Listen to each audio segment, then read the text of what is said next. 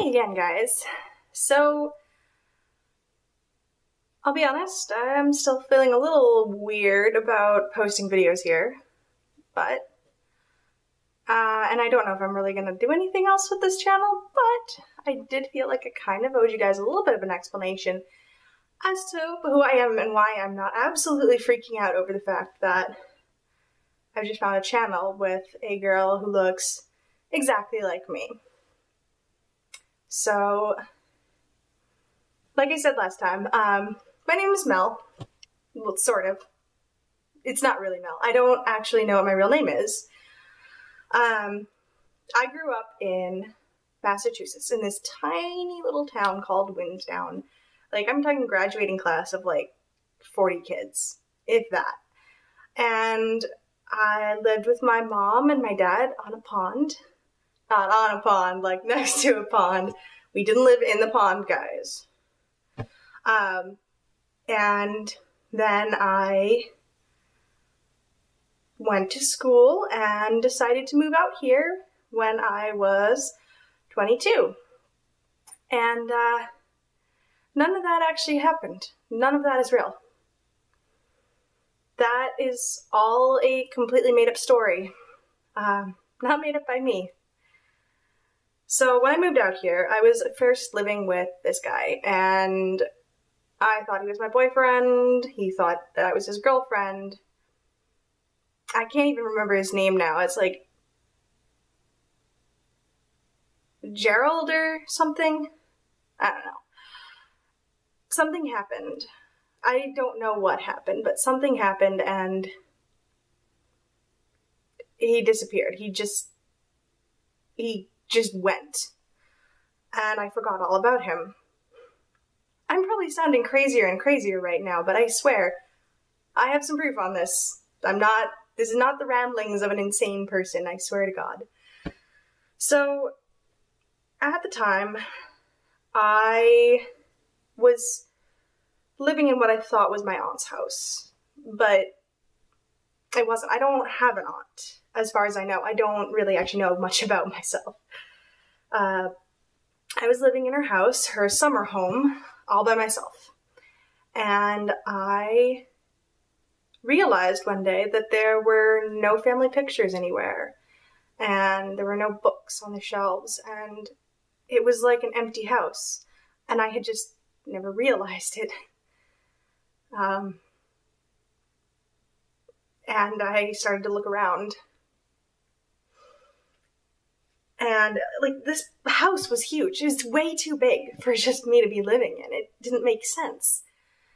So I checked out the basement, and I found this room that was full of file folders and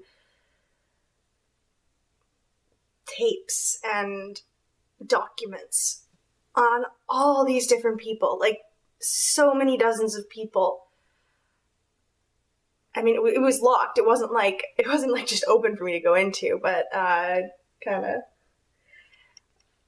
yeah. So I got into this room and I found all this stuff, and I don't know who like any of these people are, but I found this. Yes, that's a cassette tape. That right there is my name. I'm not telling you what my real name is, or my last name, because I don't really need any creepy stalkers from the internet. But anyway. So I found this tape, and I actually got one of these things. I found this at a local thrift store for like $3 because I was really curious. So I played it.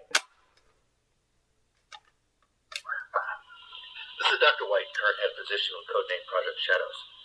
I'm interviewing a Caucasian female in her early 20s, designated Jane Doe 144. Jane Doe was found with two other unidentified females in Lake Darren State Park. All three females had complete amnesia with no awareness of where or who they were. They've been taken into custody by the Foundation for Processing and Reintroduction into Society per the plan outlined in Procedure 13, Sections 4 through 7. My interview begins now. Jane. You mean me? Yes, do you remember who you are? No. I just remember the forest, and then the police. They were police, right? More or less, yeah. Okay, and then I remember coming here, of course, and the last week, or... how long has it been? It's about 10 days, no more than 10 days. We don't want you to have to stay here any longer than necessary. But everyone here is so nice. I don't want to leave. Yeah, we know. We're nice here. Unlike some other government foundations, we take pride in providing our resident patients with the best comforts and the highest care. However, our ultimate goal is to transition you back into life and regular society again. Jobs, friends, relationships, a home. But how can I have all that if I don't even remember anything? I mean, I can't even remember, like, the things that nurses say I should. Like, that I have to brush my teeth or eat, or I'll take forever to relearn all the things I forgot. Don't worry about that. We have a state-of-the-art system here in our labs that allows us to give you an entirely new life. You'll know all the things you need to live a full and productive life, and you'll even have a lifetime of memories. How? It's hard to explain exactly. We've discovered a way to alter the chemistry of the brain to implant memories and skills. It's not a perfect science, but to start, you'll need to take a prescription medication that makes it work. It essentially softens the barrier between what your brain actually remembers and what it thinks it remembers. After a week or two of taking the medication, we'll perform a little painless procedure on you, and yet we'll have implanted new lifetime and memories. Will I remember you? Now, when we implant new memories, they do override all the memories every time here, so you will never know that you were here at all. But I don't want to forget you. I don't want to be someone else. What if it goes wrong? What if I screw it up? Miss Doe, when the procedure is finished, you will again be able to live in normal society and have a normal life. Without this technology, there would be no hope of those in your situation ever living a normal life.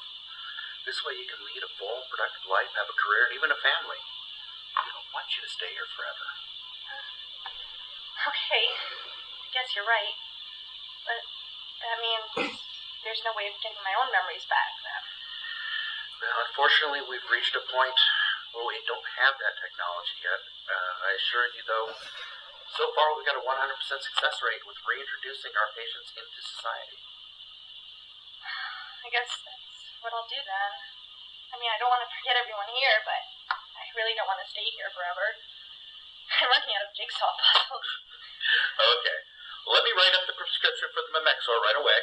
We'll start getting you ready for your new life. I just need to write up a few more notes here, so if you'd like to head back to your room, Nurse Jenna's waiting to take you outside. Thank you. This concludes the interview portion of my time.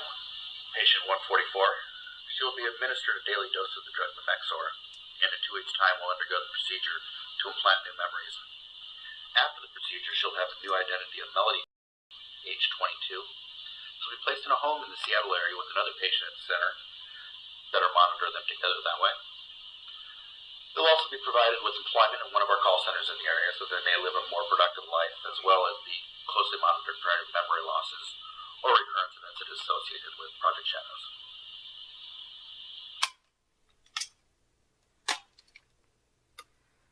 So that was that. Found that just sitting in my basement. Sure, locked up, but right there. Right there under my nose.